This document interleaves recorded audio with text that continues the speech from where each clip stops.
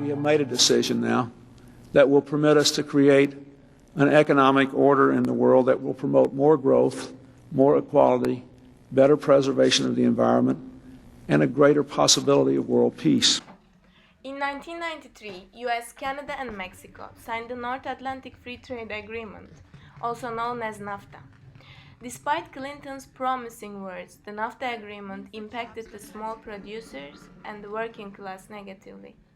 In the article I will discuss today, written by Ferguson and McNally, the authors argue that trade agreements such as NAFTA creates zones of precarity. The article aims to develop a better understanding of the cross-border movements of capital, labor, and wages. The authors used a Marxist feminist approach and social reproduction theory. Social reproduction theory, from a Marxist feminist perspective, looks at how people reproduce the conditions of capital accumulation and the social hierarchies imposed into such a system, such as race, gender, and class, on a daily and generational level. In so doing, the authors investigate patterns of primitive accumulation, dispossession, capital flows, migration, racialization, work, and gender. The article has three main sections. The first part discusses the social reproduction by looking at primitive accumulation, dispossession, and the global labor market. The second part looks at global dispossession in the neoliberal era. In the third part, the authors look at the migrant justice movement and class struggle. The article discusses different dimensions and gives many illustrative examples. However, I cannot elaborate on them all in detail. Therefore, in this presentation, I will focus on the main argument, and I discuss the following elements: reserve army of labor, dispossession and migration, neoliberalism and precarious workers, globalization of primitive accumulation, trade agreements, remittances, social reproduction, and migrant social justice. Capital needs labor.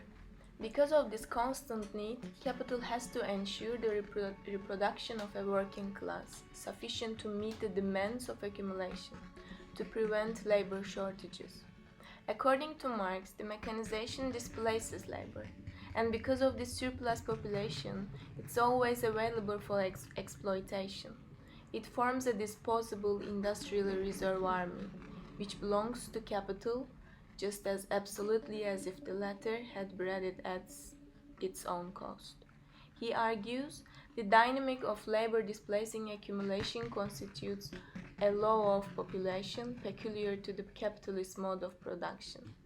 And when it comes to the maintenance and reproduction of the working class, capital may safely leave this to the workers' drives for self-preservation and propagation. Marx might be right in his time. Because of the primitive accumulation, many rural producers were displaced from their land and turned into a reserve army of labor.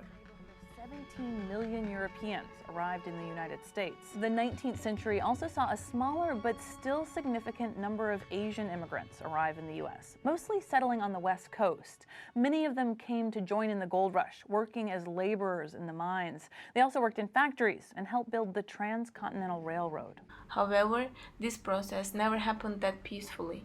As argued by Ferguson and McNally, instead of leaving this process to the workers' drives for self-preservation and propagation, as Marx suggested, throughout 19th century industrialization, working-class women in Europe and North America experienced control over biological reproduction.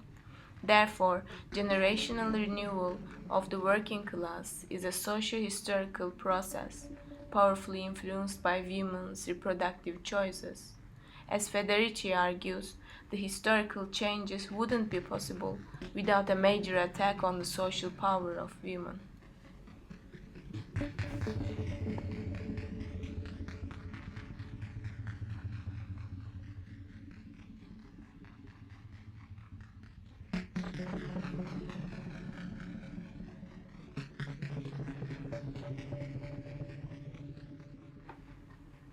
Despite the reserve army, migration from poorer zones of Europe into Europe continued. For example, from Ireland, Italy, Scandinavia, and Russia, people were migrating for seasonal work. And by 19th century, there was a migration pattern of ethno-national division with poorly paid, casual, and seasonal manual work. Especially after Second World War, these patterns became more obvious that industrial countries became the importers of labor power.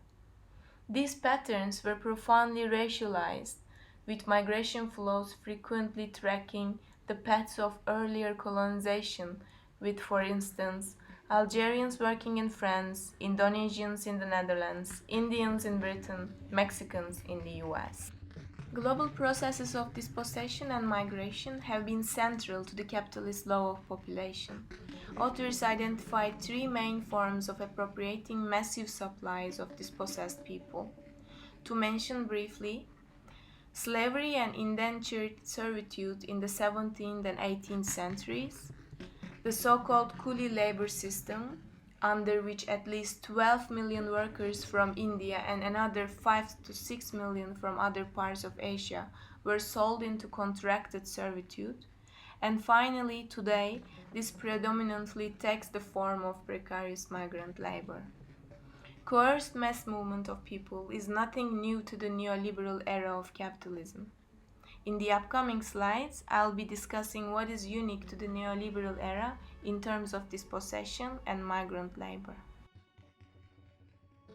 A central feature of the neoliberal era has been the globalization of primitive accumulation.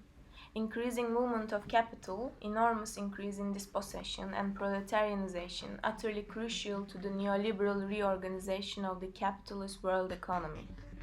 Across the neoliberal period, the global working class has doubled and migrant precarity was formed to facilitate the reproduction of capital at the expense of the reproduction of working class households.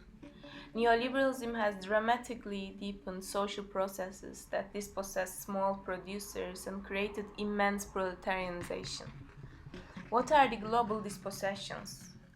Land grabs, giant dam projects, migration due to the climate change, appropriation of land in order to monopolize sources of fresh water, privatization of communal lands, and neoliberal reforms that dispossess agrarian producers, and finally use of civil wars and armed conflicts as means of displacement. Not all displaced migrants head to the global north, of course. In 2019, according to the Population Division of the United Nations Department of Economic Affairs, there were 35 million international migrants in the Gulf Cooperation Council countries and Jordan and Lebanon, of whom 31% were women. Similar patterns occur in other parts of the newly industrializing world. In Brazil, for example, the number of migrant laborers increased 50% from 2010 till 2012. Coming back to the North American, Mexico and Canada trade relations, during the 1990s alone, at least 1 million small farmers were displaced as trade liberalization and imports from agribusiness undercut local producers.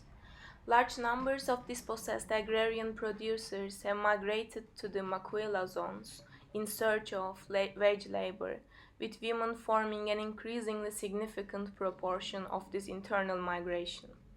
This has given Mexico an internal low-wage export manufacturing zone, often described as having four essential characteristics: feminization of workforce, extreme workforce segmentation with less skilled and feminized workers earning much less, reduced real wages across the board, extreme anti-union policies. Also, migration from Mexico to US increased immensely. In 1970, immigrants made up 5% of the workforce. 40 years later, they made up more than 16%. Coercive immigration regimes designed to cheapen migrant labor by restricting its social and political rights. Different legalities are given to migrants, such as permanent residence or citizenship, if they are lucky, temporary foreign workers who experience forms of legal bondage in the host country with limited social rights, and undocumented migrants who have the least access to resources and they are the most vulnerable to criminalization and employer abuse. Capital doesn't simply need labor power to function, it needs exploitable labor power. And the more desperate, anxious, and insecure a life is, the more exploitable it is. Free trade agreements and temporary foreign worker agreements increases the insecurity of migrants and contributes to the lowering of real wages and job and social protections, and restricts the movement of people. For instance, each year, the H2 program provides over 100,000 migrant laborers for US business, more than half of them in agriculture, and under conditions of enormous civil and social restriction. Another example is the Canadian program, which is based on the transient migrancy, namely Temporary Foreign Worker Program. It ties work permits directly to employment status, restricts mobility rights, workers can apply for work permits or cannot change their status. Moreover, temporary migrants mostly work in labor-intensive, low-wage and non-union sectors. And finally, with NAFTA, capital has moved more freely throughout the countries, while labor, particularly racialized Mexican labor, has moved more unfreely. The US immigration policy has been criminalizing the border crossings by Mexican workers and increasing the deportations. Deportations, the wall enforcement is not principally to deport undocumented workers, but to deepen their condition of deportability. Deportability means more ideal, precarious immigrant worker who is okay with no insurance, no social benefit, and low wages. So, free trade agreements and short-term worker programs create zones of precarity. The current regime of transient servitude is designed to manage the contradiction of the fact that foreign labor is desired, but the person in whom it is embodied is not desired. The aim is to form a labor force reduced to pure labor power, with no guarantees, no protections, ready to be moved from place to place and job to job. Another element I would like to discuss is remittances. What does remittance reproduce?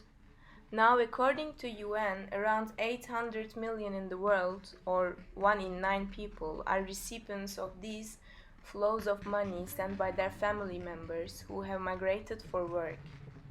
And top recipient countries are India, China, Philippines, and Mexico. Remittance is beneficial for capital from two sides.